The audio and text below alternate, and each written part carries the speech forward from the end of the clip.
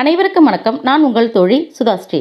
நம்ம Sudhasri story box சேனலில் தொடர்ந்து 17 சித்தர்களை பற்றி பார்த்துட்ருக்காங்க. இன்றைக்கி நம்ம முக்கியமான சித்தரை பற்றி தான் பார்க்க போகிறோம். அவர்தான் அகத்தியர். சில ஆயிரம் ஆண்டுகளுக்கு முன்னாடியே அகத்தியர் ஆற்றிய சித்த மருத்துவ முறைகள் ஏராளமானதாக இருக்குதுன்னு அப்படின்னு சொல்லியிருக்காங்க.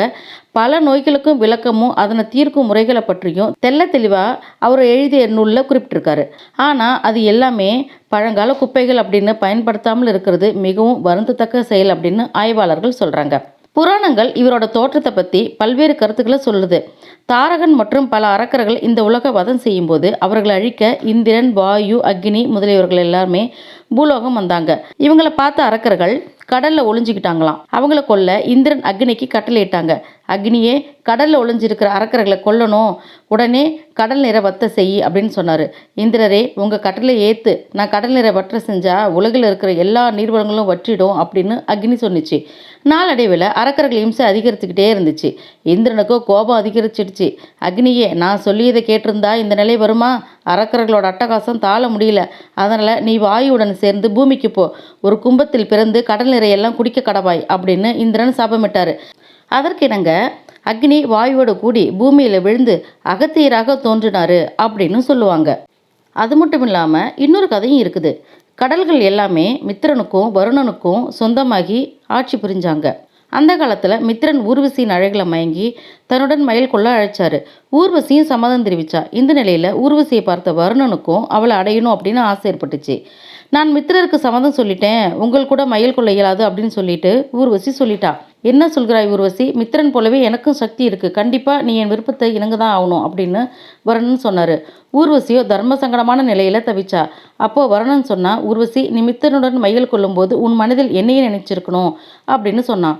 ஊர்வசியும் ஒத்துக்கிட்டா. அதே மாதிரி மித்திரருடன் மயில் இருக்கும்போது வருணனை மனசில் நினச்சிக்கிட்டா. இதை அறிஞ்ச மித்திரன் கோபமாகி தன்னை ஊர்வசி ஏமாத்திட்டா அப்படின்னு நினச்சி அவளை மண்ணில் பிறக்கும்படி சாபமிட்டுட்டாரு.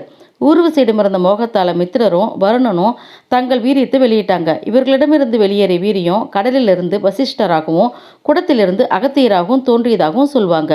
ஒரு நாள் அகத்தியர் தன் மாணவர்களில் ஒருவராகி தொல்காப்பியரை அழைச்சாரு. விதர்ப்ப நாட்டில் இருக்கிற தன் மனைவி உலோபமுத்திரையை அழைச்சிட்டு வரும்படி ஆணையிட்டாரு. தொல்காப்பியரும் உடன்பட்டு எவ்வாறு குருவை அழைத்து வர வேண்டும் அப்படின்னு கேட்டாரு.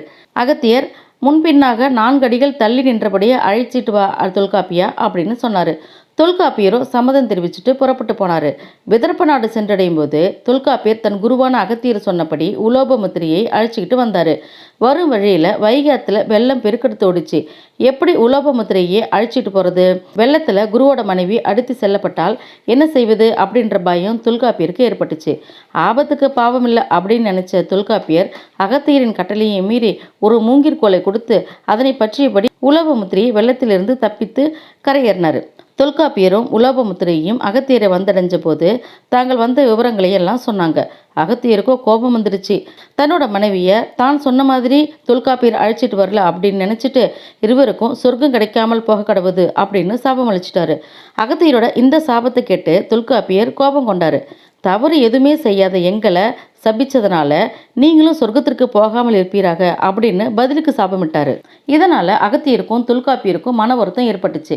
இந்த நிலையில தொல்காப்பியர் அவர் இயற்றிய இலக்கண நூலை திறனாய்வு செஞ்சு தரும்படி அகத்தியரை அழைச்சாரு. அகத்தியர் மறுத்ததுனால ஆதாங் கோட்டாசிரியான் அப்படிங்கிற அழைச்சி கேட்க சொன்னாராம்.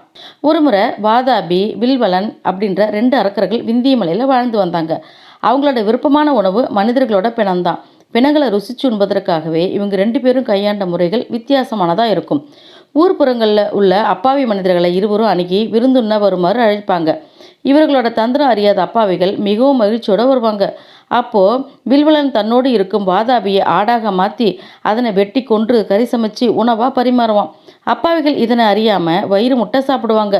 சாப்பிட்டு முடிஞ்ச பிறகு வில்வலன், வாதாபி வெளியே வா அப்படின்னு சொல்லுவான். அப்போது ஆட்டுக்கறி உணவாக வயிற்றுக்குள் சென்ற வாதாபி உண்டவர்களோட வயிற்றை கிழிச்சிக்கிட்டு வெளியே வருவான். விருந்து உண்ணவங்க எல்லாமே இறந்துருவாங்க.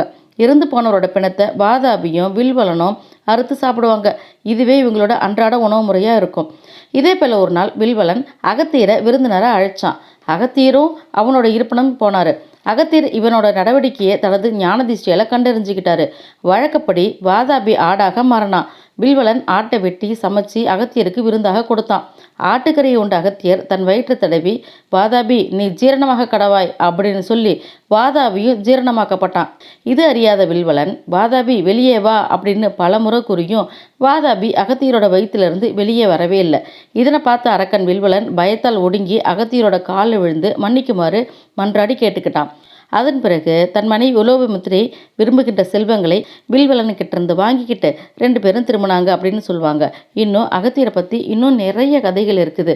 மேற்கண்ட 14 சித்தர்களை நிகழ்த்திய வித்தைகளையும் அவர்களோட சித்து விளையாட்டுகளையும் சிலவற்றையும் ஓரளவுக்கு படித்து நம்ம தெரிஞ்சுக்கிட்டோம். சித்தர்களோட வாழ்க்கை அதிசயமும் ஆச்சரியமும் நிறைந்தது அவங்களோட வரலாற்று சம்பந்தமான நூல்களை ஆராயும் போது தோண்ட தோண்ட ஒரு ஊத்து போலவே இருக்குது. சித்தர்களோட எண்ணிக்கை 18 தான் அப்படிங்கிறதுக்கு சரியான விட கூறவே முடியாது. நிறைய சித்தர்கள் இருந்திருக்காங்க. இன்னும் எழுத வேண்டிய படித்துணர வேண்டிய சித்தர்கள் அப்படின்னு வரலாறு அங்குமிங்கும் சிதறையும் பல கருத்துக்களை உள்ளடக்கி இருக்குது. அழுகுனி சித்தர், அகப்பை சித்தர், குதம்பை சித்தர், கல்லுளி சித்தர், ரோமரிஷி, கடுவெளி சித்தர், புலத்தியர், சுந்தரனார், மச்சமுனி, பதஞ்சலி முனிவர், வாசமுனி, கூர்மமுனி, கமலமுனி, பிரம்மமுனி, கூன்கண்ணார், பவனந்தி, தன்வந்திரி, பராச்சரர், தொழுக்கன் சித்தர், பரத்துவாசர், நவநாதர், வசிட்டர், கௌசிகர், வியாசர், வான்மீகர் அப்படின்னு ஏராளமான சித்தர்கள் தங்களோட தவ வலிமையால் பல சித்துகளை கையாண்டிருக்காங்க. எதை நம்ம நம்பிக்கையில் கொள்கிறோமோ இல்லையோ, சித்தர்களோட பாடல்களும் அவர்களது மருத்துவ சித்தாந்தங்களும் மனித குலத்துக்கு தேவையான வாழ்வாதாரங்களை அள்ளி கொடுத்துருக்குது அப்படிங்கிறத மட்டும் பெருமையோடு நம்ம ஏற்றுக்க வேண்டிய அவசியமான ஒன்றாகும். இதுவரை 18 சித்தர்களை பற்றி எல்லா விஷயம் தெரிஞ்சுக்கிட்டோங்க. இந்த சித்தர்களோட வாழ்க்கை வரலாற்று முறை வாசிப்பு எல்லாம் உங்களுக்கு பிடிச்சிருந்துச்சுன்னா சுதாஸ்ரீ ஸ்டோரி பாக்ஸ்க்கு சப்ஸ்கிரைப் பண்ணுங்கள். வாழ்க தமிழ், வளர்க மனிதநேயம். நன்றி, வணக்கம்.